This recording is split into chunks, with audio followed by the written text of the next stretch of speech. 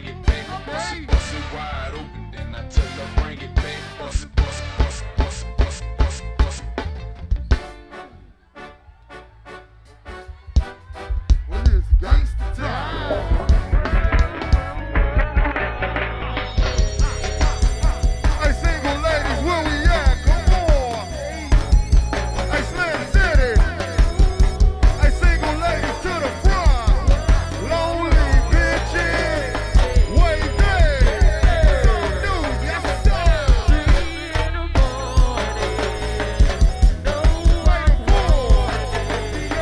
ACD.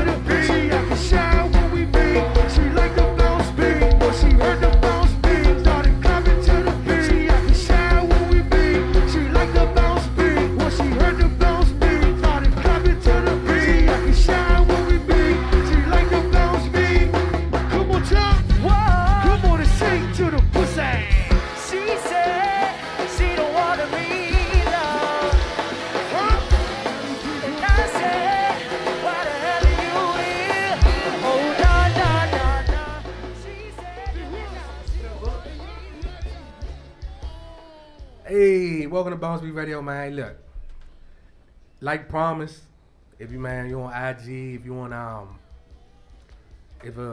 Facebook, all the social media platforms, man, you saw the fly, man. We always said we were gonna have a heavy show today. We're not gonna waste no time, right?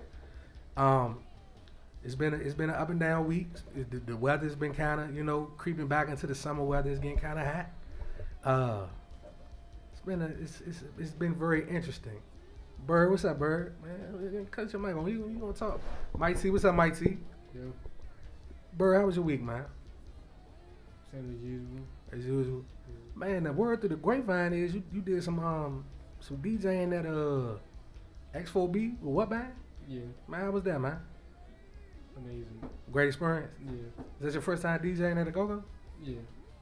That's something to put on your resume, bro. Your first DJing experience at a go-go was with what band at X4B, man? Most young fellas' first DJing experience at a go-go was like a house party, basement go-go. Yeah. You was at X4B with what band? That's what's up. Salute you. Congratulations, man. Myself, shit. I just been working, man. Working. If I ain't at work, I'm with my landscaping team, man. If I ain't with that, I'm doing all types of wild and crazy stuff, man. Just trying to stay afloat, trying to keep these youngers in order in the city. Man, what did I do this week? Friday I was at Aqua. Thursday, I forgot where I was at. I forgot. Fuck it. I forgot, man. I got too much going on my mind. Anyway, man, like I was saying, it's been a hell of a week, man. Once again today, man, it's sad news as usual, man. Praise go out to the people in Annapolis, man. It was another mass shooting situation. I think it was close to Annapolis Mall. 5 people were murdered. The gunman was apprehended. I mean, I don't know what it's going to take, man, or what's up with these people, what's going on in people's mind, why they just keep doing this wild shit. Like, I don't know how many, that might be like 6 or 7 this year. We only halfway through, so it's definitely a wild situation. Also, I want to give a huge shout out to my man Augustin over in Ghana. My man tuned in right now. He's over in Ghana, man, with the Echo Chromie Foundation. If y'all follow me on Instagram, we just launched them. We doing a fundraiser for his youth center over in Ghana. They need some supplies, man, some small things that we take for granted. They need chairs, tables, board games, and stuff, man, just to give the youth an opportunity, man, to stay sharp and stay out of trouble. And we want to invest in them, man. All they need is $1,700. Like, my man is over there, like $1,700. That's heavy. But I'm like, dog, for real, like, if we really, man, 2 brothers in the hood could put that together and send that over. My whole goal is, man, to hit 17 plus. You know what I'm saying? Send that over there and show them kids over in the motherland we got love for them and give them an opportunity, the same stuff that we take for granted over here. So definitely, man, if you follow me on social media at Cocky's Life on Instagram, man, the link is in the bio. If not, go to GoFundMe.com and search Echo Chromie Center, and it'll pop up. It's you spell it EKOMEKROM, and it'll pop up. You know what I'm saying, man? $2, $3, whatever you can donate, man. We gonna make it happen for my homie over there. But I ain't even gonna hold nobody no more, no longer, man, cause this brother, this brother right here that's in the building. This dude is a very talented brother, man. He has a lot going for him. It's a lot under his belt that he's here to talk about. We not just talking about what y'all know him for, what's going on tomorrow Friday at the gallery place at Lucky Strikes Bowling Alley, but his history in go-go. Not just promoting. We want to talk about the music, the musical side. I think the guy's a genius, man, for real. Like, man, we cross paths a lot, and it's always what's up in the midst of something major going on. We never really got to change the sound and talk face to face. You know what I'm saying? Really like that. But from a distance, I want to tell you, brother, before we even get started, man, I admire you, bro. Like, I watch what you do, and I'm like, I see you hang around some of my good men, like some of my men who raised me up, Clean Cash, some of the Clean Cash homies, B, right. Peasy. You know what I'm saying? So I know you a good man for that. Right. And then I seen what you've been doing in the game, and I'm like, dog, the guy's a genius. I don't know how you do some of the stuff you do. That's why I'm excited to have you up here today. So, Appreciate it, bro. man, just do the people a favor. Just introduce yourself, man. Let everybody know who you are. Uno Balls, Kevin L. Blackman. I'm about to switch my moniker to for professional reasons. Straight up. Uno Balls. Been in the game for a minute, throwing parties. Music, parties, some everything, like backyard listen. Did a few RE. Started in the cabaret game. Right. But really music is that's my passion. That's what I do best. Straight up. That's what I say. Like, I do music best. You know what I mean? So that's just what I've been doing. Like I jumped in the game early, bumped my head a lot, learned the business, and just stuck with it on both sides, music and events. I mean, For sure. just trying to make some history at all times. That's why. Man. I mean, I just keep focused. One thing I noticed about you, dog, you know what I'm saying? You a humble, modest dude. Like, you not really, you not a, don't take this the wrong way, what I'm about to say. You're not an attention whore. You feel me? Like, you real laid back in the cut, real reserved. Right. And for a lot of the accomplishments that you have, you would never know. You know what I'm saying? Like, Yeah, What do you- I what do you feel I attribute that to? appreciate that, but what I'm learning now is a lot of that has cost me over the years, For sure. especially in this new age where everything is social media, everything is putting it out there. Where it's like, I come from an era and I was raised by people where the real ones didn't want to be on the internet Right. or want to be out in front, and I come up in the music game ghostwriting. right. So you never outshine the person you wrote for because you're not the artist. Exactly. And that's like, so it's like, even with parties, I try to set up something fly and cool for the city, but I stand in the corner because it ain't about me. Like, if I'm doing a backyard show, I mean, I used to get up there and play with G, and you know what I'm saying, we get on the stage in the beginning when I was really more out there rapping, but it's not about me, it's about the people having fun and the band show. I can stand in the corner and smile like this is a good party I'm having, and No watch question. who not doing what, or see a fight about to happen. So it's like, I'm at work.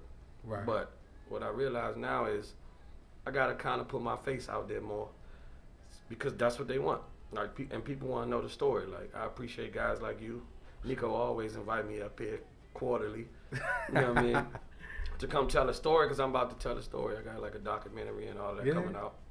New Damn. music project. So it's like, I'm gonna finally tell a story because, I mean, it's worth something. But it's just like, you get tired, even as like people say humble and all of that. You get tired of people. People kind of treat you like you just some dude sometimes. Like, Yeah, who is the yeah. dude when you just, and it's like, I mean, it's my party. No I question. was like, oh, my bad, Holmes. You know what I'm saying? But it was like, then you got other people who just like, they out there in the front Yeah. and you know them. So it's like, I got to find that middle ground because people want the story. They buying your stories now. Instagram story, Facebook stories. So Yeah. I just Yeah. got to give them the story now. And that's major, man. You touched on something that it's always been something in the back of my mind. I'm pretty sure a lot of people, you said ghostwriting. Yeah, that's Like, what's, tell the people some of the stuff that you've done. You know what I'm saying? Shout out to Big L too, man. He just tuned in. He said, "Oh no, what it do?" so, Cut, what up, Cut? That's what he said. What it do, cut? L been around, you know what I'm saying? Like, yeah, people like L, shout out Chloe, like people that I just been bumping into in the streets as we was young with these flies, and it just like, Right. that grew the game like that. But to get back to the point, ghostwriting, that's like, I always wanted to be a artist. Like, I threw parties and I took jobs, certain things to lead to me being an artist. And just one day somebody heard some of my rap music at a cousin's house, and they ended up saying, hey, who is that dude? We got these kids. We need a writer. So they hired me and fired their writer, brought us up to New York. So that's how I got in the ghostwriting thing. Man, and they give me some music and I figure out what the kid like and things like that and just write them a song. Benzino's son, Big Pun's son, like Dang. kids that was with like Michael Bivins had and stuff like that. Like, it was like, that's how I got in the game, right? Bob Johnson from BET, son. Right. Like, I was writing for kids back in that Bow Wow craze. Okay. So, and you write them a song. A lot of it never even got released, but by me working with the kids, it was like one day I was doing some work for Benzino's son and all of that. Like, these dudes grown now, but Yeah. they got cool with the Boston producers, and they would give me beats. We hanging out. So one day I just went in the studio, and they would come to the studio late because we would be in there all night. Right. But me, I'm up, I'm anxious, I'm psyched, I'm in New York. So it's like they gave me some beats. So one day the studio was already paid for, blocked out. I just went in and did like 6 joints. And when they came in the studio that night, I just told the engineer, hit play. And it was like 6 joints I wrote working on Benzino album, and like 4 of them joints made the album. And that's how I really got the big checks in the game. Straight up. But all of that, like all of it started on that side when the checks started coming. When the big stuff started coming, it was Chucky. Like, Okay. my man Chucky Thompson. Same time. Go-Go legend, DC legend. Yeah. Like, that's who I was writing with first. Meaning, well, not first. I was already writing, but it was like when we started, he ended up with one of the kids I was already working with. He took me to that next level because I was like sleeping in his house. Right. Like, he'll be out working, and he had a studio in his basement. He came back home, I had 6 joints done. That was just how I would do it. Like, you leave me in the room with some music. Take advantage of it. Like, yeah, like, and it was like, you come back home, and boom, I'm gonna have something done. And then he was like, man, you know how I write gospel? I was like, I come up from church. So he took me to the studio. I ended up writing for Ann Nesby, the lady from Sounds of Blackness. Okay. And like, I say stumbled into, that was my first Grammy nomination for gospel. Nice. Like, a couple years later, the record came out, and it was like Grammy nominated. Then it just kept going on and on. A lot of stuff, just writing. Once people hear something, it's like I never tried to be a writer. That's the one thing. I always kept that in my pocket. And my homies would be like, man, you playing around, like, you bullshit. Like, you need to go write. But that never was my passion to, I wasn't trying to be Neo. I wanted to be Master P, Jay-Z, Diddy. You know what I'm saying? Like, I didn't really want to be the dude sleeping on studio couches, hoping a record hit. All the songs that happened with me was somebody heard something, then somebody heard something. It's like, I wrote this, somebody heard something. Call that dude right there. Call that dude right there. Then Chucky said, hey, I'm about to do Chuck Brown album. It's like, call Uno. So I went, did a couple joints. Thought never, was happy to work with Pops. Right. Next thing I know, them Jones at the radio, boom, the 2 singles. So, white boy from IE was like, man, call that dude Uno. Like, you know what I'm saying? It's just like the Miss Kim. Like, like Miss Kim got one of the best R&B albums that nobody ever heard. Wow. Yeah, that Booby, like, shout out Booby, Oi Boy. Booby put that bag up, recorded this Kim album. Like, and when Kim, her first show, she jumped out there, and that's, Kim a real one. Like, her first show, that's what she based it around, that old song. Like, you don't know my story. So I'm gonna put that in my documentary too. So when can we expect this documentary? I'm working on it now. Like, in August, I know we move so fast, man. It's like, we gonna jump back. Yeah. Like, in August, it's like a film festival. I'm doing like I do salsa parties and all that too. Yeah. We So gonna get into all of my that. partner, shout out DCBX, Stuck on Salsa. They have the biggest Latin dance convention or whatever. So this year, since I've been working with them the last year, teaching them the go-go culture, they've been showing me the Latin culture. Right. They have a 10-year running festival. So this year we doing DC Culture Festival, like basically like a crank caucus. But inside of their festival is a film festival. And I'm filming now, like I start like tomorrow, actually at the Lucky Strike. It's called 40 Days, 40 Nightlife. To show how every day I'm doing something, be it music or parties. And we filming it all the way up through August, and I'm gonna release part of it at the film festival in August. Damn. Yeah. That's a major look right there. And that's you know what I'm saying?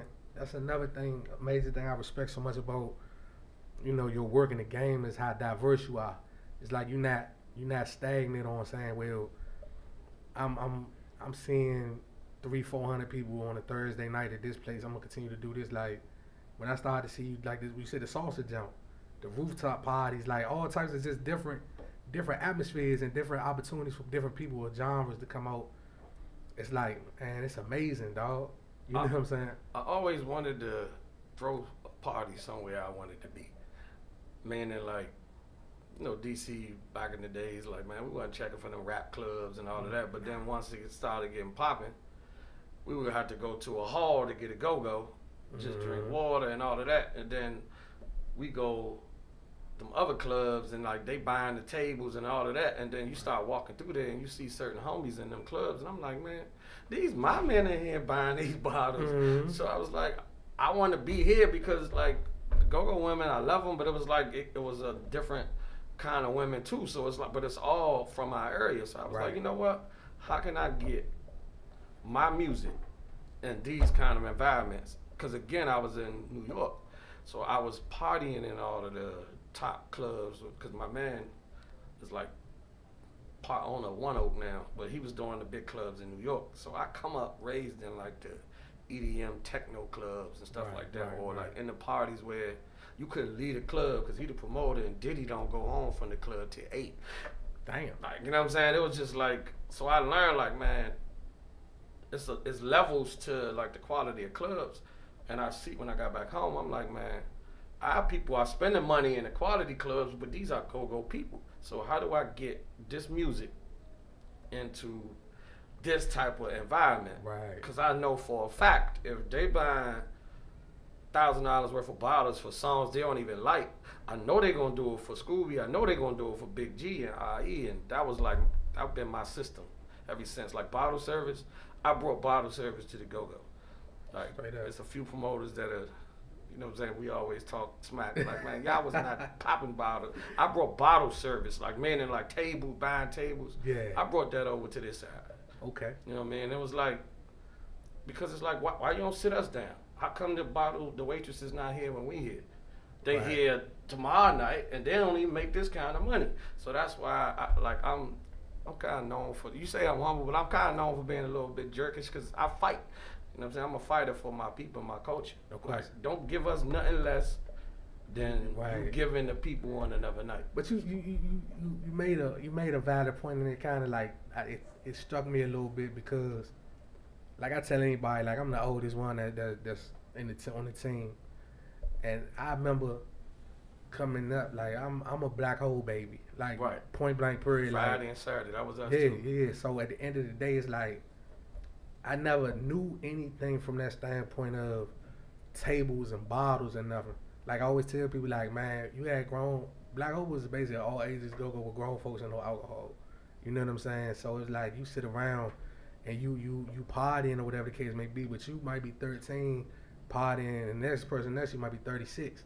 You know what I'm saying? But it didn't make a difference. Because that's see the thing, the whole all ages thing. From my vantage point, changed with like when the BounceBeat more so came, because everything used to be all ages at the go-go. Yeah. Like you said, the Black Hole was like we was all in there together.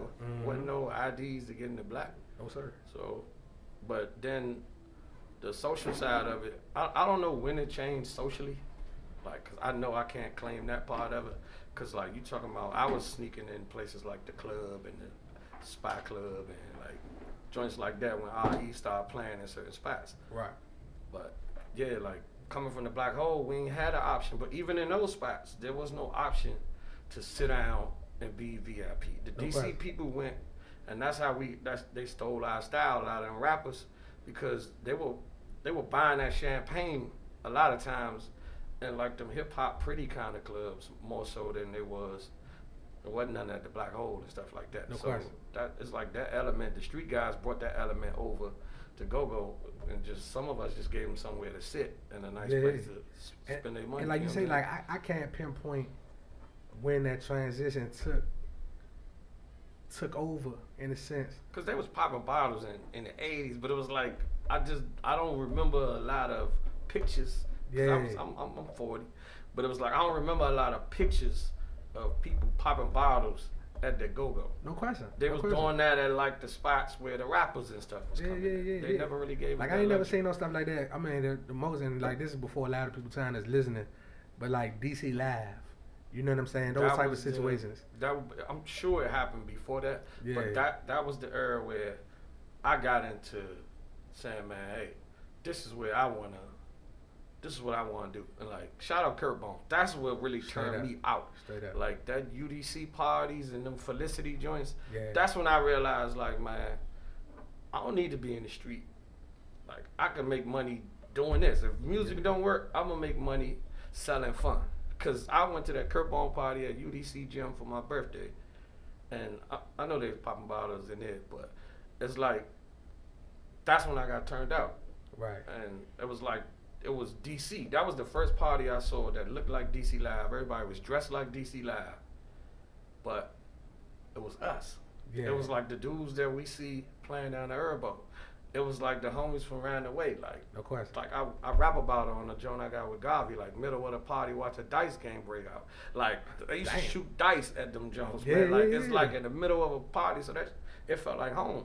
No So doubt. I try to capture that element, put it with the prettier element of the stuff I learned over the next couple years, and then put it with the music I love, which was go-go music. And that became my formula, and I always stuck with it since back in the listen days. Like, just try to find the prettiest club that never allow bands and do it first. I just like to make history. Sometimes I don't even make the money, I make the history, and then the money come later. Man, like Capital on a Thursday night was one of my favorite parties. You know what I'm saying, for that stretch. Like, if I came out twice a week, Thursday was one of them nights I definitely was coming out, because it was just like the element of going into an establishment like that, not just because of the lights but one thing I always looked at in Capital that caught my attention, and I don't know, I'm super analytical about things. If I see something that catches my eye, I always pay attention to it. It's like the wall with it's like a bookshelf. Like, I always looked at that wall and wondered if those were real books. Right, You know what I'm saying? Right. It was Every the Thursday. decor, right. Every Thursday, like, man, I used to get in that zone early while they was setting up, and I never went over there like to touch to see if I could pull one of the books out to see if it was real live book. Right. But it was just, and then how the pillow was leaning to the side, like it wasn't straight up. Right. Like, them type of things to me, they create an atmosphere that just, you not just pot. Well, I don't drink and smoke, so I'm sober the whole time, but it's like these things catch my attention and they making me think. And honestly, it's like, and this what I'm teaching my partners with the Lucky Strike thing. It's like tomorrow, like even when we did Chuck Brown, it was the same way. Right. It's a sense of pride. It's like we in here now. Mm-hmm. Like, and I'm telling them, like, culturally, it's a sense of pride because they always treated go-go like people treat their kids when you take them somewhere nice. Like, don't touch that. Yeah. Don't break that. Don't ask for nothing. You ain't getting. You know what I'm saying? Right, it was right, like, right, and right. I always took the onus on me to be like, man, what do you mean? Like, I was here last night. And y'all ain't even make no money. Right. So don't tell me we can't turn this joint up and we spending the money. Exactly. And that's why it's like I get into it with a lot of owners because I fight on that side of it that people probably don't see. No question. But it's like that's what the people see. It's like when a woman sees a venue that she's like, oh, I can wear my heels in here. Mm-hmm. I can wear my purse in here. I can wear my outfit in here. That created like a renaissance for us culturally. And like I get a shout out to like Listen was that bridge with me. That was the first. They wasn't really a go-go band people would say back then, but that was Right. the first band I ever worked with weekly. And we were able to bring so many people and women like the college crowd, the corporate crowd who had wrote go-go off as something negative Right. back into the fold. So then once they got really big and then the other people from the start being on shows with Backyard and or with like RE and bands like that, and their crowd got to see them and be like, wait, that's OP Tribe. Like, these dudes crazy. Mm-hmm. Like, you know what I'm saying?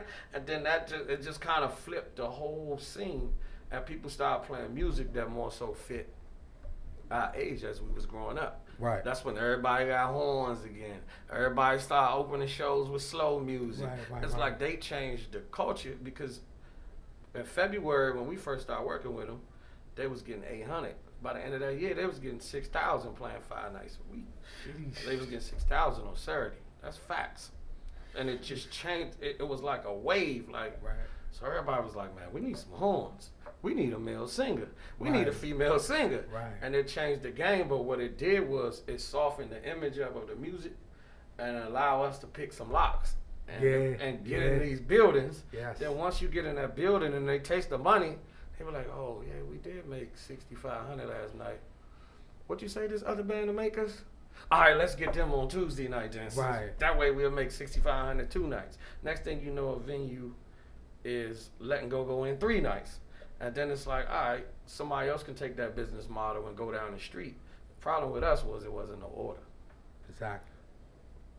And it was just go. It was the Wild Wild West. Like, It I might is. get, you know what I'm saying? You ain't Like, ruffling it's no like it's feathers, the is it? Wild Wild West. Like ain't no order, ain't no structure.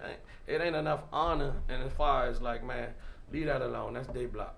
Leave that alone. That's day block. Yeah. Let's come together and do something. And the guys that come together, like shout out to big homies like Tricky Inc.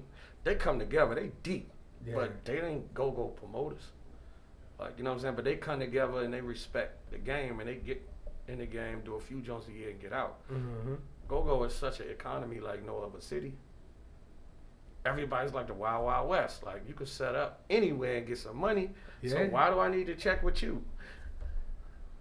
Yeah, yeah. You speaking some facts right there, and that's the thing, dog. Like being on both sides, like being a consumer at one point in time as a kid, and then actually being in the genre and seeing like how the game was plentiful at one point in time. Like, and then when we hit that stretch where the clubs were very few, and it became a thing where it was, man, I gotta stab you on your back to get what I And need to somewhere. get. You dig? So it's like, And they got monopolized too. With a few people just was able to build their team so for strong, sure. and it was like you either working with this Or you stand on or the it's side. not. Yeah. Yeah. And then the only thing that broke that up, like you said, is the clubs falling off, and like when somebody have a monopoly, if everybody come into one place, the clubs get so crowded. Mm-hmm. Eventually the tension rises and something gonna happen. It's gonna boil over. No doubt. And that kind of what broke their game. It's like it gotta get worse before it get better type thing. Right. And that's what did it. And that's the thing, man. Like, you know, I was fortunate enough to see the hole in the wall clubs to the halls to now you see like lounges and the sexy places, like you said, you know what I'm saying? Mhm. And it's amazing to think back, like we was used to seeing 1,000 people at the CFE. Right. You know what I'm saying? And you look at those old videos and stuff like that and be like, damn, like it was hot as shit in that joint, and it was 1,000 people in that joint, and everybody. Harm's Way. The address was Yeah. 187 Harm's Way. Like, you know what I'm saying? But guess what? If you made it out of that parking lot, it was the same with the black. If you Yeah. made it out, you going back next the next week. Friday. Man, perfect It's attendance. like I had riding a perfect roller coaster. attendance. Because Perfect. that was our culture. Like that's where you wanted to be where it was at. But the thing is, I still think like as older people, it can still happen again, and it's just gonna happen in better places. Exactly. Like, Exactly. You know what I'm saying? Like that, I feel like TCB, shout out Bo. You know what I'm saying? Yeah. Like TCB, in my mind, there's a CFE run about to happen again for them. Like that's It's just building. It's that's simmering. just It's simmering. it's dead, and it's like even with them, like people like I had a spot that I was doing down like in Mount Vernon, 4th and I Street, Right. pretty joint. I'm talking about beautiful, and they was like, man, you gonna put TCB in there? Yeah. Right. Because why? They have an audience that grew up and have changed. It ain't the same as it used to be. The Yeah. youngers that was messing up the parking lot and CFE and Mad Chef and all of that, they grown, man. They got security clearances. Yeah. They ain't got time for They that. got families and Yeah, like they got something to make it back home to. Like let us grow up. The culture has grown up. The people has grown up. The Straight music up. has grown up. Yeah. And if you look at it, and this is what I like I said, I always end up arguing with these club owners is, I be like, when the last time you had an incident? I was like, matter of fact, don't talk about your club. Talk about clubs in general. When the last time somebody died at a club? When the last 5 times somebody died at a club? It wasn't a go-go. Mm-hmm. So when I go in there trying to get us in these spots, I make sure I give them the facts. Like, stop. It's not the 80s no more. Right. You know what I mean? So it's like the people are chill. Like I think Backyard can pack the Howard Theater once a week. Hell yeah. That's just me. Like, you know what I'm saying? That's like 1,000 Facts. people. Because why? It's like, we going to go somewhere. It could be like a Yeah. go-go version of love. Exactly. And that's kind of what we doing with the Crank Caucus thing, but we ain't going to force everybody to do it. But I'm trying, it's like an experiment. I just feel like, you remember Love? You can go up a few There's floors. levels, yeah. I just feel like if people would give their own people a chance, meaning if the Familiar Faces crowd and look at the Backyard crowd like, oh, they too young. Right. Like it's 92. Or if Backyard crowd ain't look at Familiar like, oh, them old people. Right. Or if Scooby and them crowd was like, I don't want to go see neither one of them.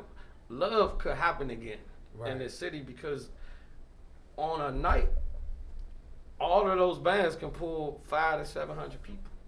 So you put them in a building that has its own space. Why couldn't it happen? The last time I seen that on a smaller scale was 2K9 when it was grooves downstairs and back upstairs at the same time. You know what I'm saying? Like, you had your option. You can either go up and down, or if, like me, a bagaholic, I wasn't going downstairs. Like, I'm upstairs. But that's another joint. That's what I mean by I'm about to start telling the story. Like, that's another joint that goes under my belt. Like, we put Go-Go in there. Like, we brought Kanye there. And it was just like we had Kanye upstairs, listen downstairs. Like, and it was like, that's the kind of spots. That's what I mean by I'm telling the story. Because a lot of people only know certain spots from the bands they went to see. But like, we take that one.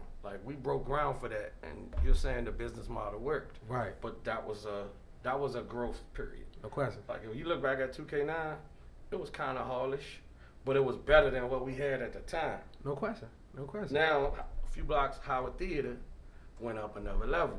Yeah. So now it's like, because you got more tables, it's like it's growing with the times.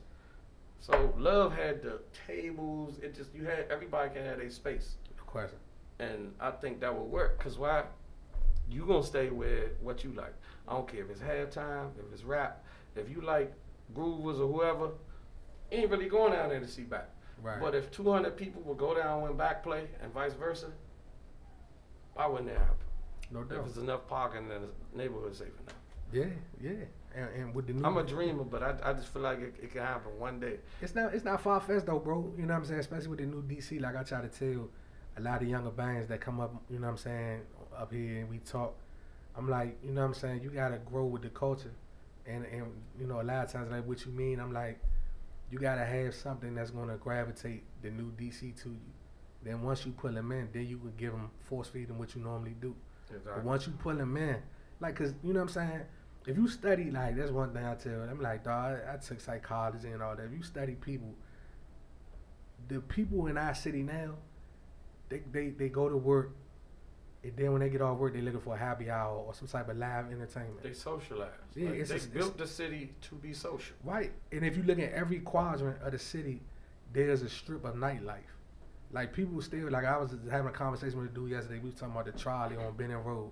I say, dog, you gotta see the bigger picture. That trolley's there for a reason. Everybody like, man, I was a waste of money. This, There's that, something else coming at the end of that trolley. It's a bigger picture.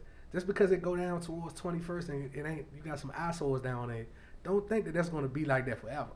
You know what I'm saying? It's some spots that's vacant that say for lease and everything that you just walk by. Trust and believe, them joints gonna be built up and it's gonna be something. I mean, even just like, on the smaller scale, it's happening. Look at the little bars like Langston and all of that that's on that strip. Yeah. They just ahead of their time.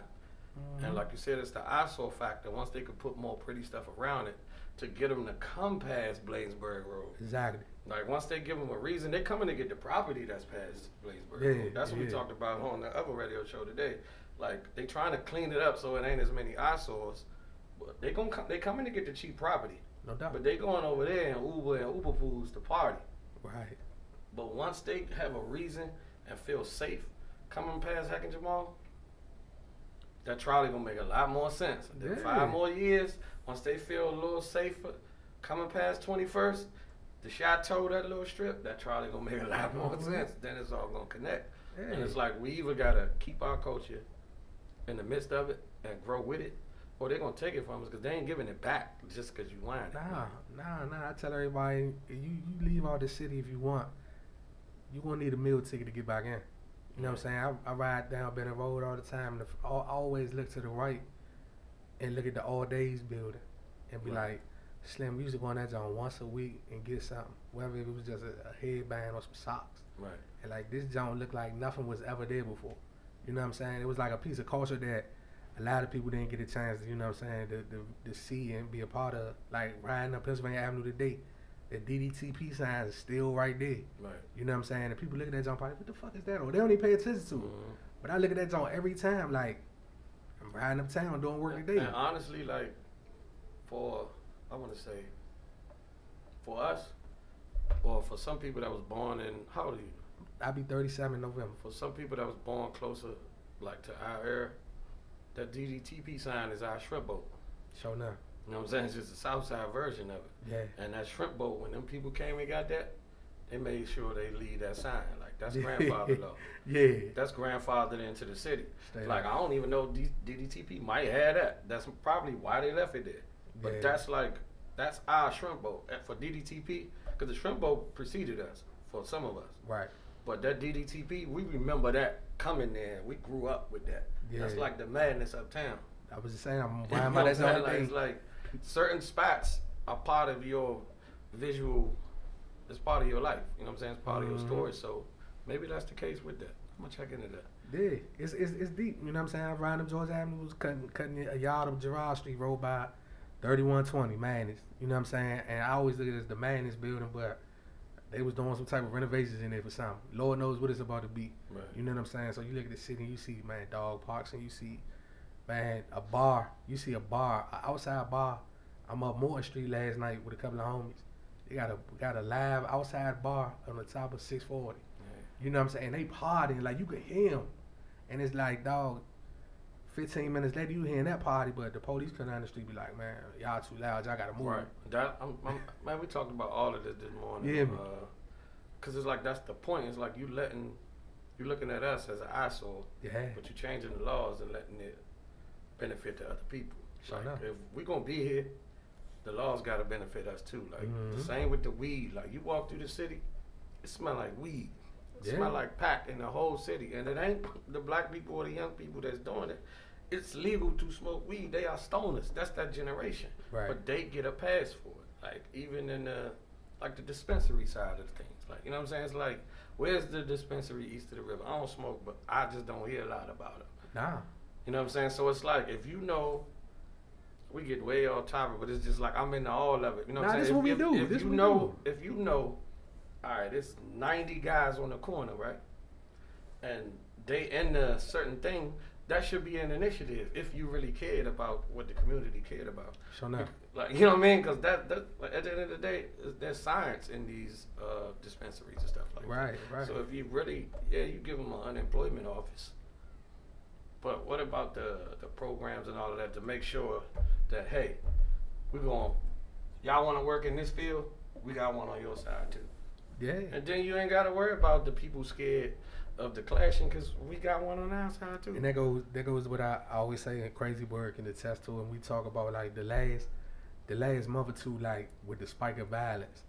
I'm like, I can't stand like when something major happens in one of the hoods, and like when the youngin got killed by the police at Brentwood, Montana. I'm riding through it, I live down the street. I'm like, you see all these reporters and all these agencies and everything out there, and we talking about we providing resources.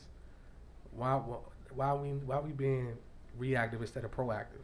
Right. Just like how you just said, you know what I'm saying, that could create jobs on the South, you know what I'm saying, to give people a reason to learn botany.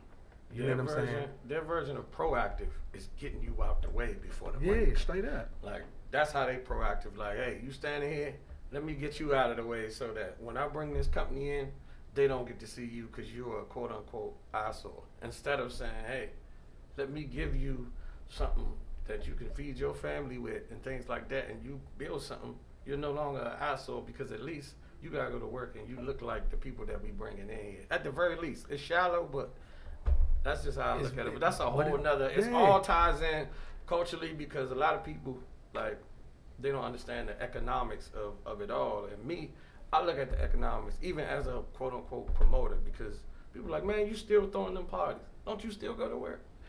How man? But it's like, I'm still throwing parties, but I feed 52 families a week. Straight up. That's one night. If I do 2 parties a week, that number goes up. Why? Because the security, however many security get paid, however many door people, the sound man, the roadie, 13 members in 2 band, like, you know what I'm saying? That's your ideas are feeding people. Yeah. And we don't see it that way. We just like, oh, you just going to the club, you just throwing parties. No, these people are eating. Yeah. The DJ got to get some money. He counting on that money. Like, you know what I'm saying? Like, I know for a fact. So it's like, it all ties into economy and culture that's why I'm all over the place sometimes. But it's like it all ties in, trying to get people to understand, like, dog, if we argue or if you fight, that bathroom lady can't feed her kids this month. Yeah. So chill out, dog. This our house. This my block. Is what I always say to my Yeah. homies, and that's how we are able to police our parties. Like when I'm doing with my homies, it's because it's a community type thing. It's like you know everybody there, and if you don't know everybody there, you were invited by somebody that know us. Exactly. So it's like the safest place to be is what I tell all my homies and youngers is in this room for the real niggas. Yeah. Because everybody know each other capability and they respect each other. Ain't nothing gonna happen. Straight up. Straight up. Hey, well, look, man, we're gonna take a quick music break, and then when we get back, we're gonna go straight in. We're gonna talk about tomorrow's event at Lucky Strikes, man, and just Oh, nice. it's gonna be all the chain of mine, man. I didn't see it coming, but when I heard it on the way, I was like, this dude done did it again. He done did it again. So look, when we get back, man, we gonna let Bird, man, spin some tunes. I don't know what he about to spin. I don't know, Bird, you got anything exclusive, man? You got anything that people ain't heard yet? See, bands. Hey, look, once again, the last time I went the fuck off, put some music out, man. Original music. Put the original music. Just put something out, man. Dog, like niggas ain't playing 4 nights a week no more, man. Put some music out. Your fans are starving, man. They don't want to keep hearing the same junk. You know what I'm saying? Put some fresh music out. Send it up here. We gonna get it in rotation. You don't get it in rotation nowhere else on a consistent basis, man. We got 2 hours here to play y'all shit consistently and to promote it for y'all. We y'all gonna get that anywhere else? You not. Send us some music, man. Send it to any of us, man, but specifically Crazy Bird. Man, give us the exclusive. We gonna bang it for you, man. We get back, like I said, we gonna get back with Uno. We jumping straight in. We gonna talk about the Mars event. And it's a beautiful thing.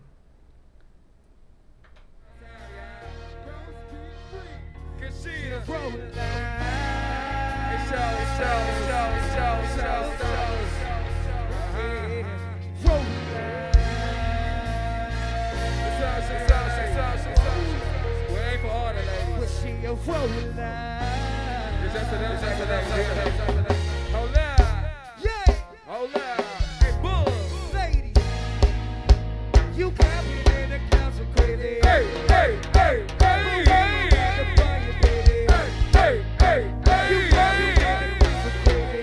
Baby, baby, baby, baby. You got me in the council crazy. Hey, hey, hey, hey, hey. You got the fire, baby. Hey, say that, bitch.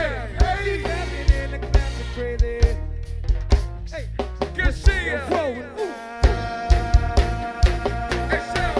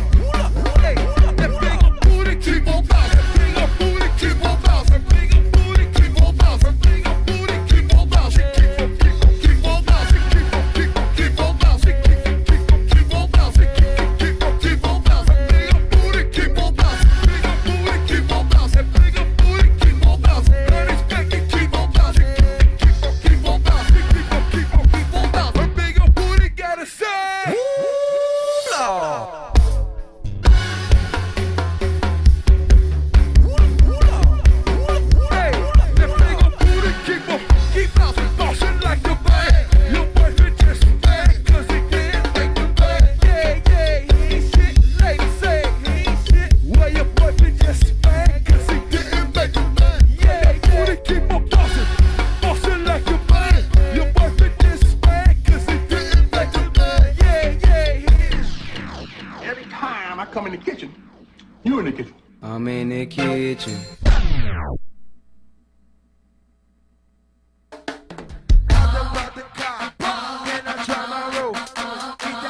So that's just how I do.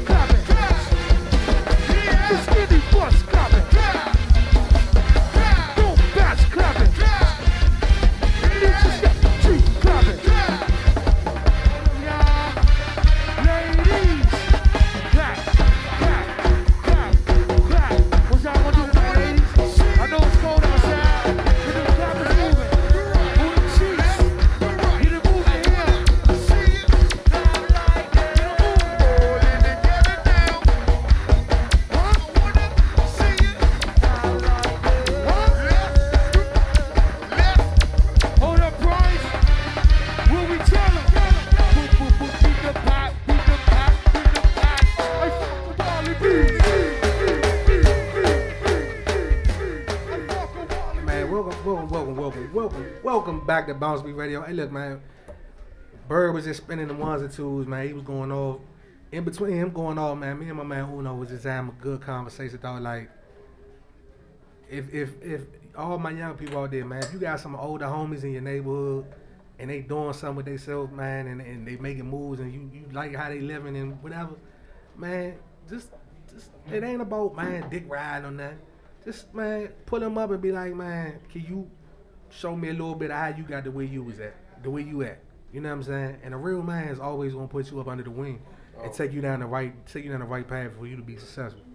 But nonetheless, man, we said before we went on a break, we was going straight in about the Lucky Strikes party tomorrow, man. Tomorrow, backyard. What time, man? Just what's the whole spirit? Doors open 8 o'clock. Show start at 9.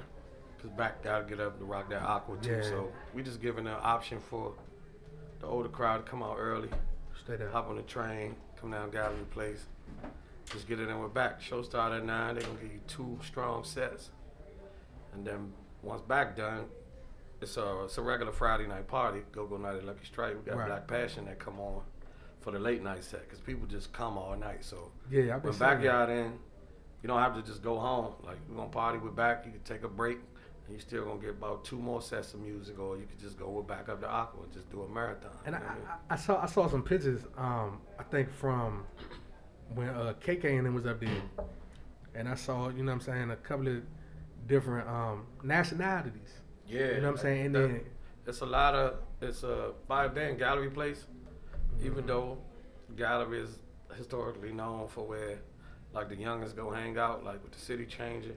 yeah, A lot of things are changing, and a lot of the new people that's moving into the city, they've been hearing about this DC sound, or especially if you're on U Street, you're gonna hear it from what's that Constantly. Central? What's the Pages store that been there for years? That oh play all yeah, the yeah, go-go? Central Payson. Yeah, so it's Metro like, PCS now. so what we did was, it's like giving Go-Go a tourist attraction. It's like basically Gallery Place the closest you're gonna get to Times Square Right. in DC.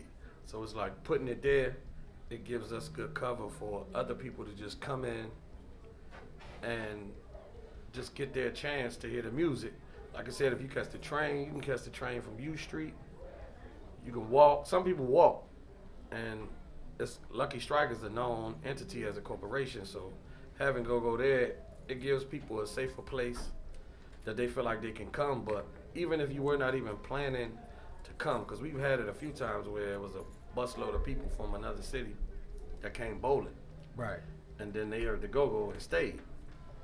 So, and then they came back another week. So it's like, it's just giving the culture to people and an environment right there downtown where they can walk to it, and it's a corporation that they know, and it's Straight up. they feel safe, because like I said, the stigma that we've been trying to erase for so long is that Go-Go is like the boogeyman. Like, you go to Go-Go, you're gonna die. Which is, it's like that has not been the case for the last however many years. Man. But once the pictures have been helping us, because you see a group of 9 Latino, white, Asian women Yeah. partying with some girls you know from the hood, or if you're a Latino Asian woman, you see a group of black women partying with your people. It's like, hey, I need to go there. And it's like, not only are we doing something to show that the culture is good and viable, but we also just bringing people together. Because music, PlayStation, weed, it's just certain things that's going to always bring people together. Like, so it's like the music is there, and even if they don't, a lot of them can't catch the beat Yeah. initially. But then after a while, it's like, okay, they start to be able to fill a pocket and they catch it a little bit. That's Right. even shout out Craig, the general manager down there. Before we even did this, they went with me to see Backyard out in Maryland Live. Okay. So when I was walking through Maryland Live, people was like, man, oh no, you walking through here with 2 white dudes and a Latino lady, like, what are you doing? Like, but it was like, I was showing, it was like Go-Go training day. Like, Right, we went right. out there so they can hear, and he was like, this beat.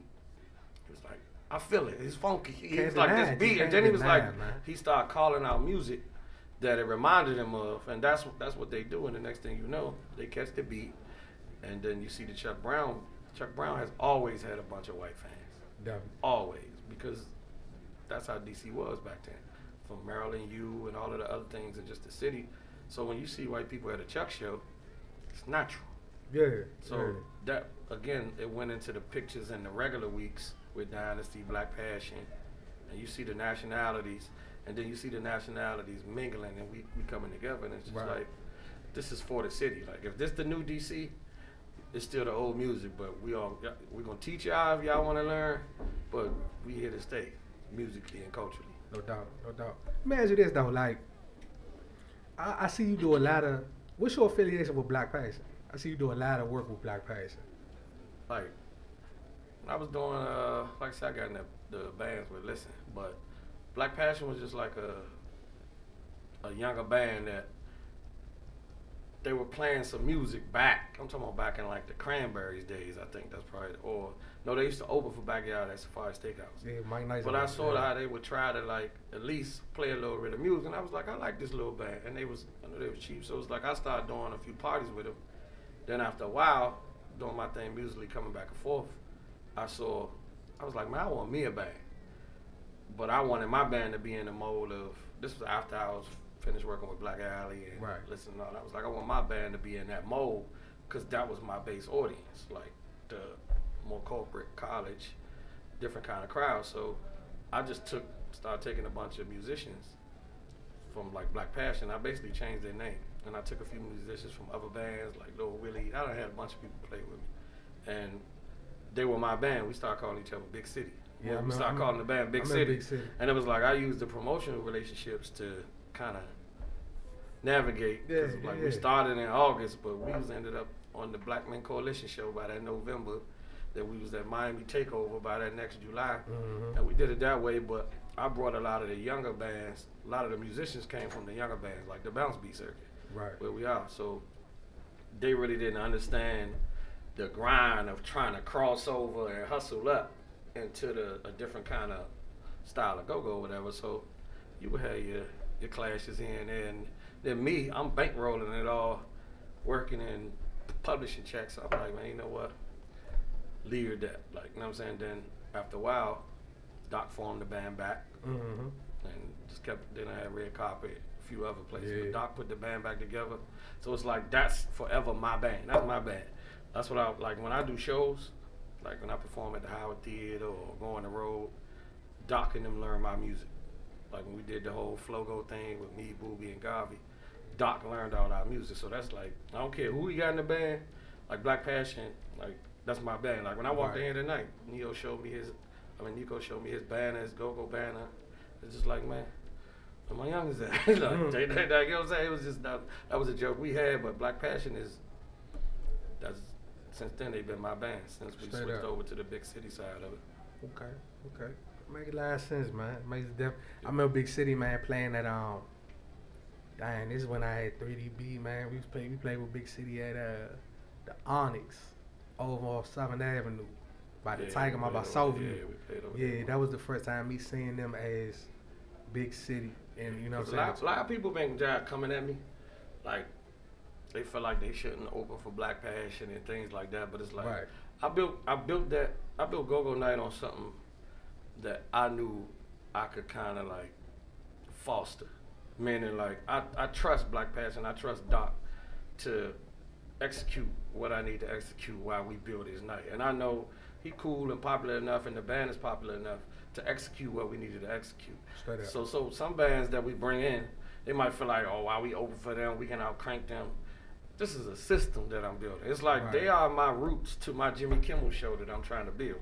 Like, that's why if you notice, with Chuck Brown Band, I ain't been putting out Black Passion and like, oh, we're Backyard.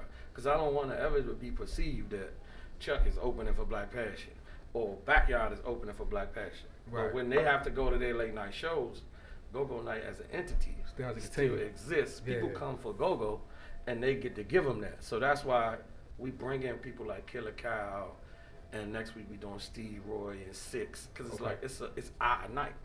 Because I wanted to get to the point where anybody that plays Go-Go comes to Lucky Strike and just jump on the stage and sit in, because it's about the culture. No question. Yeah, you feel like Black Passion might not crank as good as you or whatever, but for what we build in this system, it's like some Spurs type thing. Like it's like for the night, that was who I felt comfortable with because it was the band that I had worked with for 8 years, and they have progressed musically more than any band that I've seen that been out that long. As far as like when it come to Tears and bands, Right. as far as they stay working, Yeah. like so Yeah, it's yeah. like I'm a bet with the home team. So let me ask you this in closing. So we gotta wrap it up and get my man Dawayne up. What's your feel about BounceBeat? What's your feel about the bands and BounceBeat, and will it be a night where you bring a BounceBeat band? TCB was my first feature. Yeah, you right. I'm tripping. Yeah, like that was the whole point. And What I mean, a younger BounceBeat band. Like, you know, TCB is at the mountaintop of BounceBeat bands. You know what I'm saying? So it's like everybody who came in the game that started playing the bounce ultimately like looked at TCB as being like the New England Patriots of the bounce. If I were to bring them back, and once I get the okay, because at the end of the day, like I fought for that to even get them in there. No doubt. But by them being my first feature, I was making it plain that we're not playing. It's go-go night, not pick and choose night. But if they're gonna be, somebody's gonna have to open for them. Mm-hmm. Man, and so just like I got 20 grown and sexy or whatever kind of bands in my box that's in line, of course I would. I did the same thing at Alba with ABM. Right. Like Shooters, and then I think maybe the DSB. Drum Squad. Like I'm for the culture. So it's like, but at the same time, as long as the band come in respectfully, they play, they bring out people, or at least promote themselves, it's gonna work. The problem with the TCB side of it is getting lucky to let me do it more. Yeah. You know what I'm saying? Because politics is a mother. yeah, I mean it's gonna always be politics, but TCB did an amazing job when I had a Memorial Day weekend. Not a blink, nobody lost an eye or whatever, but it's just like getting the bounce beat to cross the bridge as far as musically, so that, how do I say it? It's like I told somebody yesterday, it's easy to get a Jay-Z fan. It's easier to get somebody like the Migos Right. to like come up to the level of a Jay-Z concert than it is to get an old person that like Jay-Z. They go to Amigos. You understand what I'm saying? So it's like trying to find that bridge. Straight up. And Bo has been that bridge by going and rock it out with RE Yeah. at the end of them for the last how many years. So it's like, it's closer, it's coming closer, but when you're dealing on the corporate side like I am, with people who wasn't even dealing with the music at all at first, it's just like a crash course. So it's like, hey, let's go smooth. Yeah. And now it's like new impressions coming, TCB, and then we bring in the younger BounceBeat bands Straight under up. their umbrella. And Yeah. just work out a system that way. Man, you definitely got this thing down like chemistry, man, and I salute you. Like I said, man, I appreciate everything you do towards the game, and man, for those who don't know you, man, you are accessible. You know what I'm saying? You can walk up and say what's up, Uno, and shake his hand. He ain't gonna be like, "Get the fuck away from me, man." Like, you see me around, you see nigga, me I on don't the train. I'm home, man. I'm a Yeah. regular dude, man. no question, no question. But look, man, we definitely appreciate you coming up today and you know, dropping some of these jewels. We hope to might get another chance to bring you back, you know, later on in the summer after, you know, you do. I know you got some up your sleeve that Yeah, you can't talk about we yet. got Crank Convention. Got the Crank Caucus coming. So Yeah. I want to get back up here in August once we get that more lined up. It's like a culture Crank Convention we doing at the Renaissance Hotel. Man, it sounds wonderful. Sounds wonderful. But like you Get said, back up man, here when I got more information in August. for sure, and we will be full force that day. So Do man, a whole round table with people like my man, and get them over. Remember I said the Wild was you listening on the way up? I was like, Yeah. promoter game and the goal game is the Wild Wild West now. Whereas it's like, ain't no honor. Like, you know what I'm saying? So it's like, y'all can do a promoter round table and we end up having a 2,500 view night. But it's like, just air it out. Because it's a lot of, it's a Wild Wild West. It's like when he understand he come from the cola where there was some honest, like, I ain't going on his block. Like, even when everybody was like, man, how you get back down Lucky and they at Aqua? I went to Jamal and Lou and asked, they bless him like the mob would do. right? You know what I'm saying? That's if that kind of order and honor come back, the culture gonna grow. Definitely. But now, as long as it's the Wild Wild West, you feel like you can get your $62 on this corner of the block, and you ain't got to honor nothing else. Nobody gonna care because it's gonna be factions and crews, just like the streets. Preach. Hey, Bird, man, go ahead and spend something real quick, man, and we get back, man. We got Dawayne at DNT Entertainment, man, and he definitely has a major resume and some major things coming up real soon, real close. So we get back, man. Just stay tuned. Trust me, stay tuned.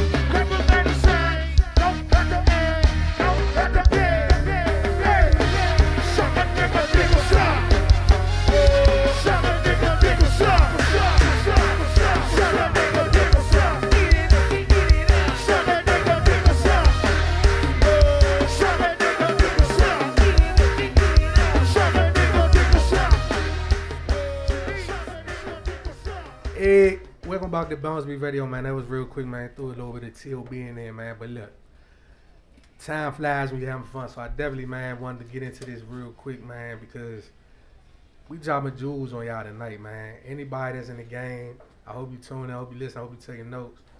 We got major heavy hitters in the building, like I said when we was promoting. Man, right now we got a good guy by the name of Dawayne Nutt. Dawayne ENT, man. It's definitely a privilege.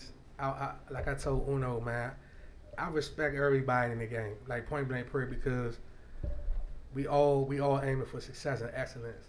But it's a group of guys who I silently, you know what I'm saying, I watch and I look, you know what I'm saying, I study off their plate, I see what they doing, you know what I'm saying. I don't say much of nothing, you know what I'm saying. Shake hands, say what's up, but I pay attention a lot. And this guy right here, he's one of the dudes I pay attention to because his personality and the way he comes off is that of a classic man. You dig? You know what I'm saying? He do his thing, family oriented, you know what I'm saying, working guy, hard worker, and man, do some excellent parties with the Fast Eddie boys. And man, the pictures, man, if you follow him, you'll see, man, this guy lives an entertaining life right now, man. And I definitely want to say, man, I love the way that you do your thing, and I salute you. Same thing like I told Uno, man, you know, introduce yourself. Let the people know exactly who you are.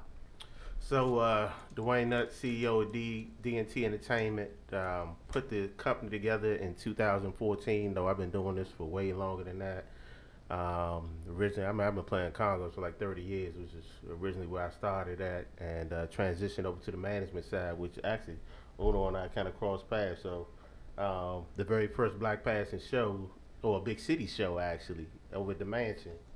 Yeah, actually at the time, but actually working with Uno on that. So Smooth's playing Congos was my former Congo player when I had a group of 4 before I put Main Stage together with Stinky Dink. So I ended up managing Stinky Dink Main Stage. I had Cali. I had Neil. When Neil left TCB, I had him come over. He was playing drums for me, and took a little break back, and then I came back managing the mix band. Hired Jam and Jeff, hired Stomp, hired Smoke, 32, Keyboard Chris. Took that band definitely to a different level, and then in 2014 decided, you know, it was time for me because we were doing our own events. Shout out to Kirky. Kirky was my Rolling Tom player. I had him, and Sharp dude, man. yeah, bad boy, and we were doing our own shows with the mix, and you know, Big John had Mary Go, so we was going in there, Layla Lounge. Right. We literally was putting shows together like 24 hours. Like, you ain't got nothing going on? All right, let's put the band in it. Let's give it a go. And started building up my network. You know, I was managing the band, but I still was doing street work with flyers. You put us on the show, give me some flyers. So Right. while the promoters out there doing flyers on cars, I'm doing flyers on cars. And I started saying, let me sell tickets for you. So they had me selling tickets for them. So then I'm getting phone numbers as people calling me for the tickets, which I started to put into my The Big Band data list. So then I know who was buying tickets from me. As we started to get on bigger shows, then folks that weren't necessarily coming to see the mix, they got added to our list. Right. So they got a chance to kind of see us and exposure, and eventually we got to LaFonte Blue. We were one of the 3 bands, us, Belladonna, and Subtle playing on that. And from that, I was able to transition when I went to the promoter side and I left managing the band. I had that database, I had that list, I had the relationships that I made with the various promoters, with the various bands, with the various venues from being a manager. So I said, let me go ahead and try to do my own thing. And the first party I did under D&T Entertainment, I had done it before. I did parties. My first party was in 1993. I actually did Junkyard. And I was doing National Wax, Will Down, and Norman Brown. So I was doing that thing, Kid Capri, SD Entertainment, which is Omar, my man Omar, who's the manager of Black Alley.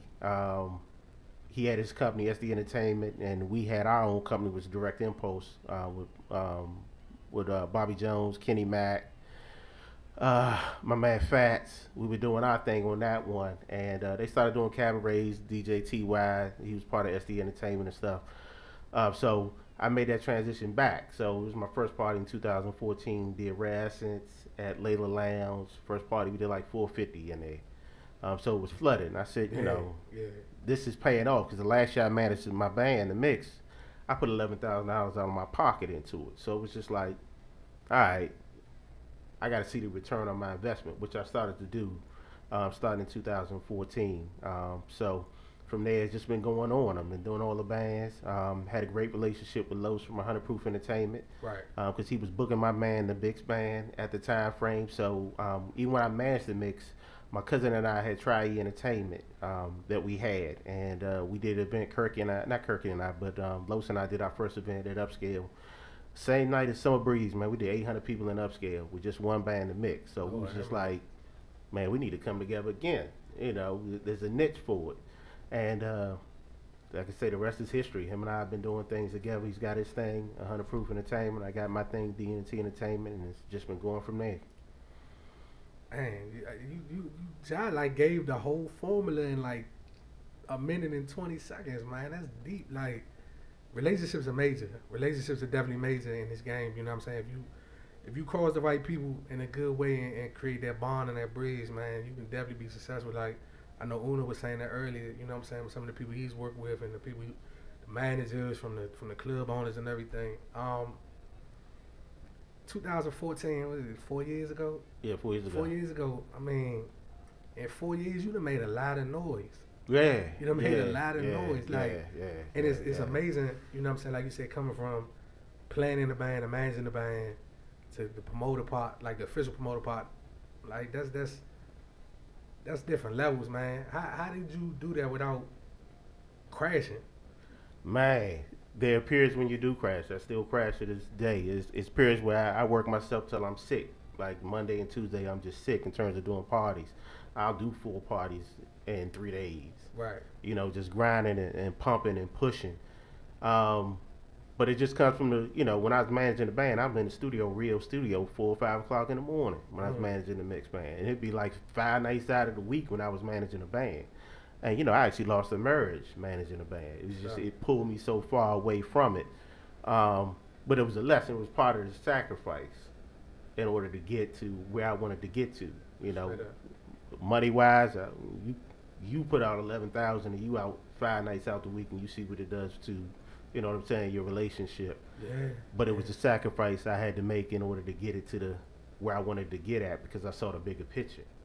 You know, so it was just like, I would get called, man, flight work, it ain't even your party. You out here doing street work. Doing street work ain't your party. You ain't getting no extra money at the end of the day. But for me, it was just like, I see the bigger picture, though. I see the bigger picture. So I end up learning how to pace myself, though, throughout it all. You know, first time we went down to Miami, and man, I went through like I think like $15,000 worth of tickets in one day, man, when I was down in Miami, and found myself in the emergency room that night. So the ambulance had to come get me and take me to the ambulance. And when we did the party at the convention center, the EMT that was running the convention center we had to have in there was just like, what the heck you doing here? I was like, this is my party. He's like, man, you was just in the ambulance with me, man, Right. the night before from exhaustion. So I kind of learned how to stop pacing myself, man. And I exert when I need to exert. Yeah, there are periods of time where I just give it too much. Right. But I try to just space myself out. So now I find myself saying no to more than I say yes. Okay. That makes sense. It makes sense. And the thing that impresses me is there's a disconnect now with a lot of younger guys when you say doing that footwork. A lot of people think that, man, these phones is the Mhm. footwork we're promoting. You come outside your party, your car's full of flies. Mhm. You know what I'm saying? You come outside your party, it's somebody handing you a fly. You know, those days, like, you don't get that too much. You know what I'm saying? Where do you think the game would be a lot stronger if everybody went back to the old way of, you know what I'm saying, having that hand-to-hand relationship? Because you tend to meet people Mhm. and tend to get that, you can gain more fans because you touching people. You know what I'm saying? You converse with people. When you just put this on them on Instagram or Facebook, you know what I'm saying? People look at it, they might like it, they might just scroll right by it. You don't know what you're doing. Mhm. You know what I'm saying? But that hand-to-hand is definitely a whole nother monster. You think, you know what I'm saying, the game needs to get back to that? I always look at it as if I get 1 out of every 10. So I have 5,000 flies. I get 1 out of every 10. You know, I have 500 people sitting in my that I wouldn't have got. Right. So you know, for me, it is if it ends up making it worth the investment. If I got to pay a street team to do 320 and 320 run through a box for me, and I'm 162 go out Grove and take the time to go get those flies, and then the design work 90, or if I'm doing it for myself, that was the other thing. I taught myself how to do my own flies. So I got my MacBook Pro, and I ended up learning how to do it. I got Photoshop and taught myself on my own. Cut the So cost right there. Cut the cost, cut the middleman out, and now I got a weekly event that I'm doing every week with Rasmus. I ain't got to make a phone call about where my fly at. Right. I can do right, personalized birthday flyes and stuff for folks. So like you said, it's like you're building that relationship with folks on that end.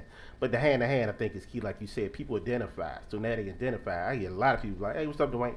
And I've never met a day in my life. It's just like they make that connection from off of that. So it links in with the social media. It's one thing you see me on social media, and now I'm handing you a fly, and then you identify with me. And you hear that, and it's just like, oh, I know you was at that show. I was like, but you identify, you realize you make the connection off of what you saw on social media versus with me doing the hand-to-hand on the fly. So for me, I definitely do it. Like I said, it's old school. I look at what Tricky's doing. If they can sit here, when they got something coming up, man, they everywhere. They got flies everywhere. And you talking about, an event that they don't have to do that for. But they're still doing it, and they're everywhere. They're everywhere in the city. They in Baltimore. They everywhere. Especially Mark now. Mark, what he did for the Black Party was commendable. I immediately text Pendergrass and just like, man, your son, he got it. He got it like it clicked. He got it. He realizes he's got to be out and about. He's got to have these flyers and make the connection. So I definitely think it works hand in hand. Not saying you don't have to do it. I mean, Kirk and I were doing a lot of times with the mix, the 24 hours with a party. We didn't have a fly. It was like, I throw something together real quick. We put it on social media. We couldn't do the hand to hand. So if you have the ability to have that network and people identify with you, more power to it. But I like to be able to do both. Yeah, but yeah. You have to end up building those relationships. So I tell a lot of folks, you get these folks, we call them advertisers. They get some flyers together, book a band, then they're gonna make some money. I'm gonna pass these flyers out and they're gonna come. It don't work that way. Nah. You gotta have these relationships at the end of the day. When I can go through like pictures of a promoter would throw a party and I literally go through every time a promoter put it out, I go through and count how many people I recognize in that. And it's just like, okay, all right. If I recognize 30 people, I feel good. If I don't recognize 30 people and it's a band that I'm using, it's like, damn, I gotta get out more. Right. I gotta get out more. So I'm looking through the TCB, TOB. It's just like, all right, I plan on doing business with TCB. I gotta get out here more because I didn't recognize 30 people in the, it's a disconnect in between the age groups. So I gotta get out more to be able to identify with the people. So that way when they see me, it's just like, oh, okay, that's him doing the event. And that's the thing I try to tell it. Once again, man, leaning back, by this being a platform, for a lot of bands that's coming up, the younger bands in the game, and I try to tell them about the hand-to-hand situation, pass the flyers out. A lot of times, a promoter like yourself and like Uno who throws shows, I just keep it funky. Y'all throw the heavy hitters. Y'all throw the heavy hitter shows. I believe that if I'm out at a younger band and I'm out promoting myself and putting out flyers, and you out putting flyers out the same place, that I'm gonna catch your attention. Mm-hmm. You know what I'm saying? You might pick up one of my flyers and look and see what it is or who I am, and eventually we gonna cross paths, or you gonna have a conversation with one of your partners like, yeah, man, such and such band, young band, they was out there, man, putting flyers out 3 times a week when we was out. Man, what's up with these dudes? Let's go see what they about. You know what I'm saying? And I believe that's also a good way to build relationships, because a lot of times we feel like there's a disconnect, you know what I'm saying, from the generations of the REs and the familiar faces and all of that to TOBs, the ABMs, and no impressions. You know what I'm saying? I mean, it is, because, I mean, not to cut any time, it is, but it's like, it's not just generational, it's social too, and everybody got their own methods. Right. Like he said, like, he go crazy with the flyers, like I used to go crazy with the flyers. Right. And then like the social media change, and whereas I developed a system where I got tired of seeing my flyers on the ground, just me. So I stopped putting them on cars, and then I would start putting them in the gas tank, and then stop doing that, start throwing them on the ground, and realize more people would look down on the ground and pick them up than they would if you put them in their hand. But when I get back to the youngers, it's like they are a Snapchat world, they're a microwave world. So it's like bothering them in the club. What I learned from doing TCB and all of that, it's just like, oh boy, why you touching me? Like it's different. So they got their world in their hand. The youngins are gonna snap. That's why I started doing stories. Right. Because it used to be like Facebook created a vacuum for promotion.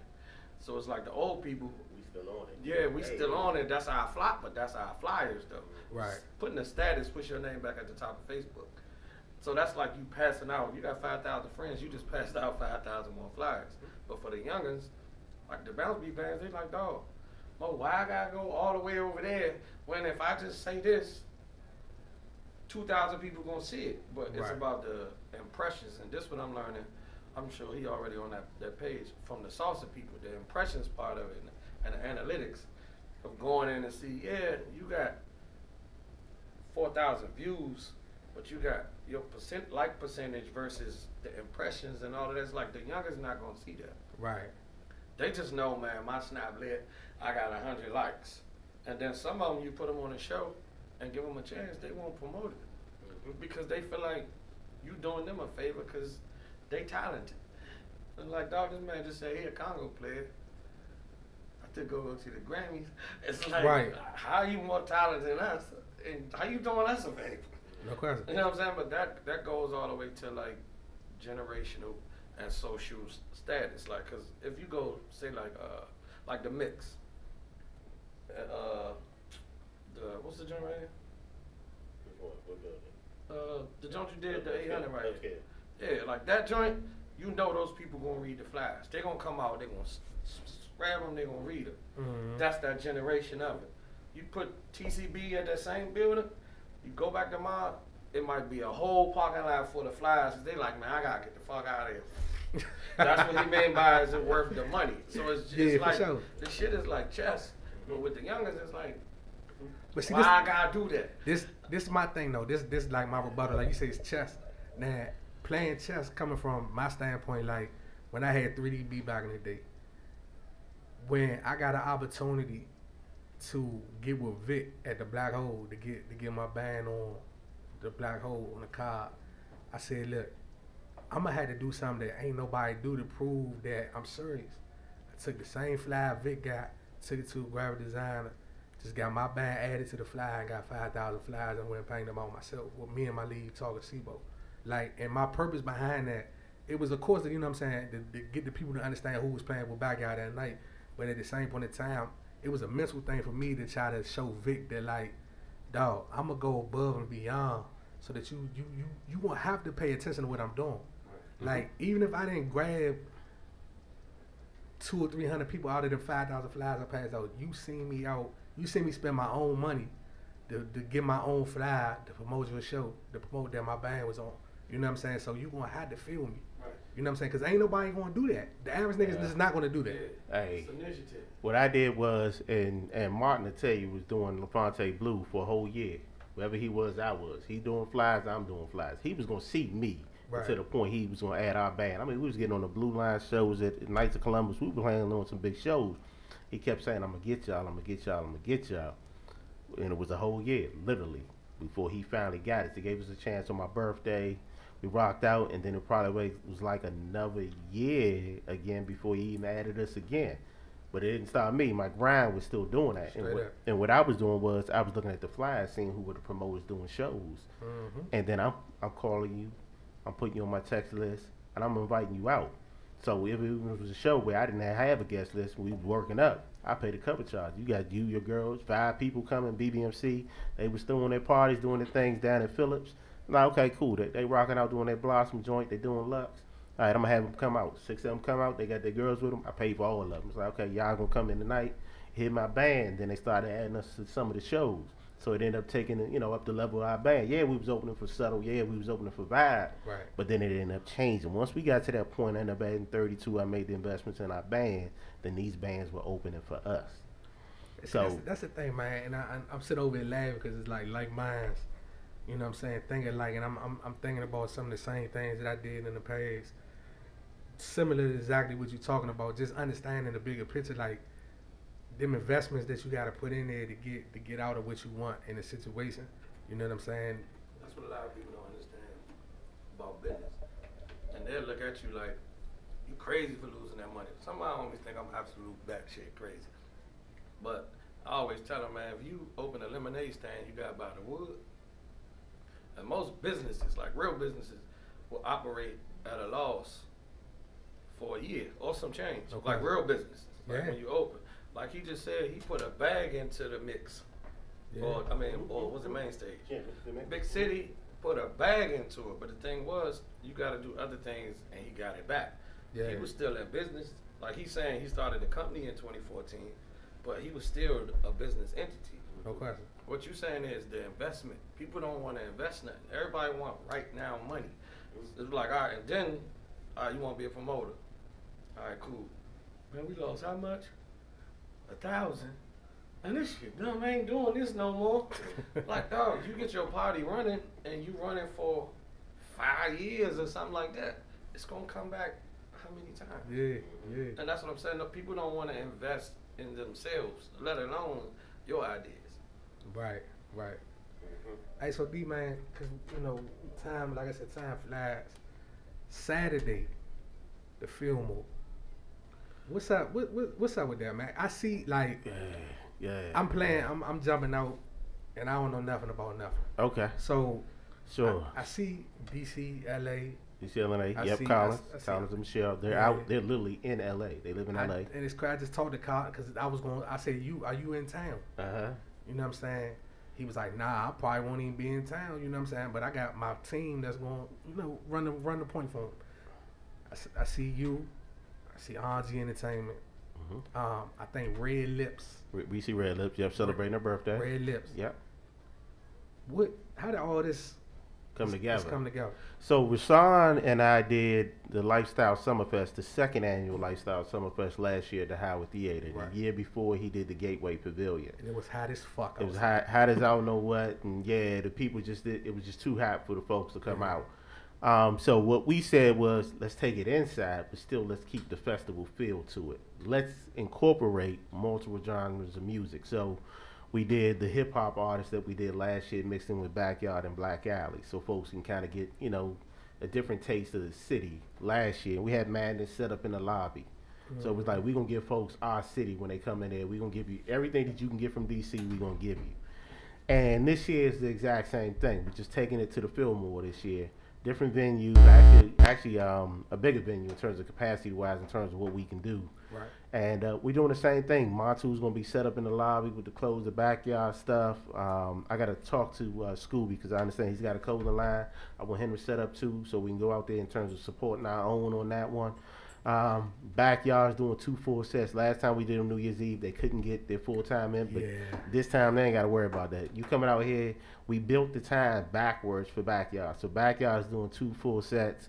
For the first time ever, Sugar Bear is actually playing with Backyard. He's going to get on stage with him. And he called me. He was just like, I ain't never played with Backyard. I want to do it. I was like, heck, let's go ahead and do it. Of I course, think you just let a cat out the bag. Yeah, I didn't think yeah. nobody knew that one. yeah. So of course it was back and forth with the team. The team was like, man, it's a younger crowd. You feel about him up there with them, which is like, this our city. No It's our question. city. We can end up bridging the gap. You know, the link into him. I mean, you just see what he did in the 930 Club. He flooded that joint for the 30-year anniversary of the Butt. So it was like, all right, let's go ahead and do it. Let's give it a chance. Let's give it a go.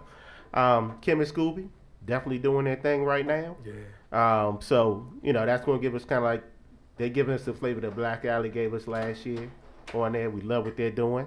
Nucci is going to be doing his thing. He's giving the hip-hop flow.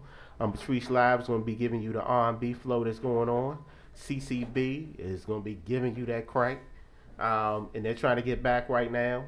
So they're going to have their full unit with Kim Scott, E-Time, and all of them. They definitely going to do their thing. And DJ AMC, which is my favorite trap DJ. I think when you can do a party by yourself all night and have it jumping, you know, that takes a different skill set than a lot of these DJs that only DJ during halftime and intermissions. When you know you're the only piece of entertainment. Yeah. And this is his 40th birthday bash and Reese's birthday bash. So, you know, her and I were back and forth trying to put something together.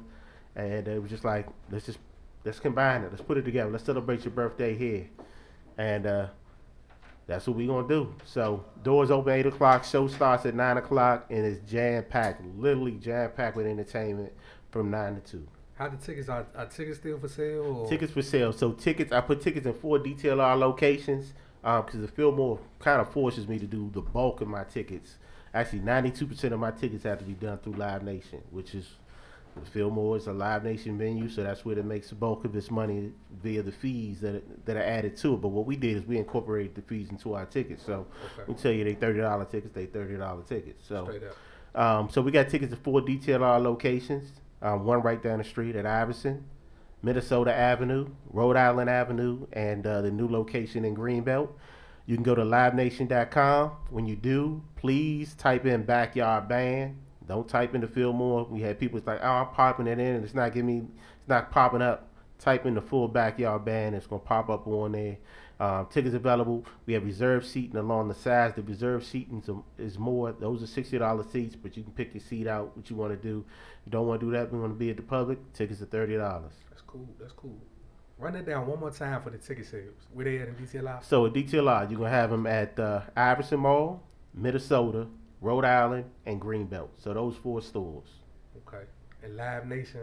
LiveNation.com.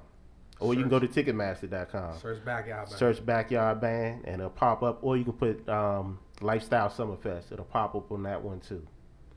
Man, that's awesome, man. That's definitely. If you in the city and you not at Fillmore on Saturday, I don't know what your purpose is, man. Cause I've been to all of them, and the first one, like we said, was hot as hell, but the entertainment standpoint was still excellent. Last year, excellent. Man, I just know Saturday is gonna be even better than it was before last year. So Yeah. So they'll be on tomorrow. So you'll have G, Nucci, and Miss Kim. They're gonna be on WPGC tomorrow. So we start full blast. We're giving away tickets, and I'm gonna give away somebody. Somebody. I got paid tickets for somebody that's listening to the station. They want to get them. I got them. I got to pay tickets for them. So we're gonna flood the building. We're gonna get a city. Us. man, if you told them, man, hey, shoot me a DM ASAP, man, so you can get these 2 tickets to the film on Saturday. D, I know Friday, Fast Eddie's, you know what I'm saying? And the first Saturday, you got Backyard, New Impressions. Lifestyle Summerfest Saturday. We got a long time in the summer coming up. I know you got some up your sleeve. Oh, man. I mean, you already know we at Punta Cana. That's popping up. We leave next week. Backyard, RE, Miss Kim and Scooby got their band. Easy, Chuck B, DJ Band. It's going to be ridiculous. We in the DR. The resort is sold out. There are 2 other resorts that have sold out right around nearby us. So it's going to be crazy, man. We're going to have a good time. And then Labor Wayne weekend, my birthday bash. I got 4 parties. I got Backyard twice. I got Junkyard, New Impression, RE, Kim and Scooby. I'm doing, I got RE, Kim and Scooby, all white party down at the Union Stage down in the Wharf, DC Wharf for my birthday bash. I got Backyard that night too. all white joint too. Gonna be crazy. Two And birthday parties in the same night? I got 2 birthday. I actually got 4 parties. So I got Backyard on Saturday with New Impressions. I got RE on that Friday. I got so that'll be like it'll be RE to kick off the joint on that Right. one. And stay tuned. We're gonna have it every Wednesday coming up with Backyard too. So that'll be popping it off too. So I actually gonna like have 5 parties that week going on, and then two parties that Sunday night. So it's gonna be crazy. And then stay tuned. Can't Run from the Crank Part 2. That's coming up. That's coming up November. Dog, one thing, man, I just want to say from me to you, congratulations on all your success, dog. Like I said, I admire what you're doing. I respect you to the moon and back, man. You know what I'm saying? The way you handle yourself and the way you conduct businesses are always top notch.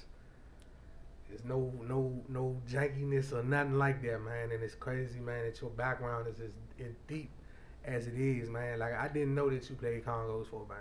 Mm-hmm. You know what I'm saying? And like now it kind of like everything makes sense on why the way you do business, You know what I'm saying? Because you've been in the trenches. Gotta have that love for the music, man. Yeah. I've been in the bands where you paid to play. You did. So that shows me why you carry things the way you carry it. And I can appreciate that, dog. I don't care what nobody else think or whatever the case may be. But, man, guys like you two guys, man, is what it's going to keep this game moving. You know what I'm saying? Because I remember at one point in time, bands was real loud talking behind closed doors. Man, we don't need promoters. We going to start doing this shit ourselves. Mm-hmm. Man, let's get them out the way. And I was sitting there just listening like, I don't know, man. This is a little bit different than the block. Mm-hmm. Flipping this money is a little bit different. You know what I'm saying? And if for real, the IRS can get on your ass if you're getting too much money and then you don't know what to do about that. So you better just stick to what you're doing and let the people who do what they do them, and you get your money just like everybody else. So, man, once again, I appreciate you two guys coming over. Like I said, time flies. We having fun. That was another, man, this one of my, I think was one of the best interviews we had this year. You know what I'm saying? I think it was very informative and a lot of people got a lot out of it. Especially somebody just chimed in and said, man, it's great advice to the young promoters and the young bands. So definitely, man, you guys' message is reaching some people. Like I told Uno, man, we're going to have to get you up here probably when y'all get back from the DR. Mm-hmm. You know what I'm saying? If you got some time, man, you probably be, trying to get your rest on because Nah, ain't no time to rush, man. I gotta get this money, man. that's all I wanted to hear. Man. It's been another successful Thursday at BounceBeat Radio, man. Tune in next week. I don't know who we gonna have, but just know it's gonna be a good show, man. From me and Crazy Bird, and the rest of the team who couldn't make it today, man. We love y'all, even if y'all don't love us, man. That's BounceBeat Radio. We'll see you next time.